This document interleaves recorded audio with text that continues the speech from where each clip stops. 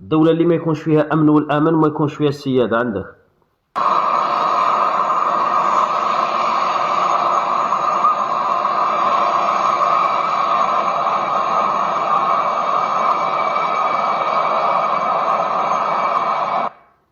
يقتحموا لك المجال البري البحري كما يبغيو.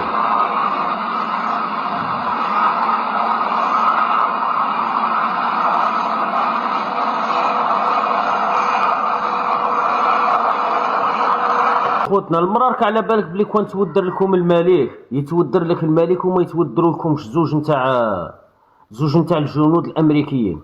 على بالك بلي جميع الحروب اللي خاضتها امريكا ما كبدتهاش خسائر هادو.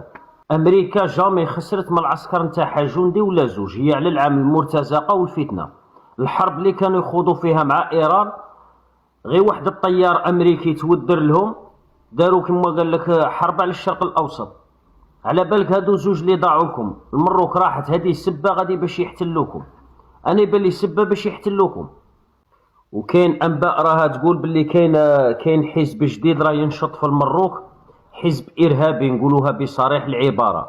الحزب هذا راه مسمي روحه حركه المقاومه الشريفه، راه مسمين هذا الحزب هذا راه مسمينه حركه المقاومه الشريفه. كاين اللي راه يقول خونوا هاد زوج عسكر هادو تاع الجيش الامريكي، قالك زعما كرد على الممارسات اللي راه يقوم بها الكيان الصهيوني داخل مملكه المروك. هذا حزب خوتنا راه ينشط في المروك، حزب جديد قالك بتمويل من طرف لالاهم حسناء وبتمويل من طرف مولاهم رشيد. لالاهم حسناء ورشيد هما اللي راهم يمولوا الحزب هذا، مسمينا حزب حركة المقاومة الشريفة.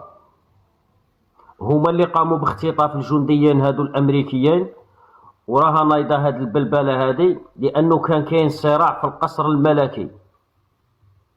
البارح هو السادس مد كاع صلاحيات الولده.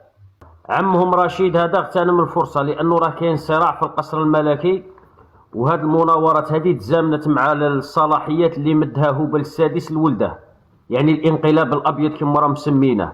لانه تم عزل محمد السادس، عزلوه درو، قال لك راه مريض وراه مهبول والم اسفل الظهر، قال لك ما يقدرش يجيري المملكه. كاين صراع ما بين لالاهم حسناء وعمهم رشيد قال لك راه كاين حزب شكلوا حزب، قال لك واللي راه يمول في الحزب هذا قال لك من القصر الملكي. لأنه هذه المناورات هذه تزامنت مع تنصيب هوبل السادس لابنه ومنحه جميع الصلاحيات.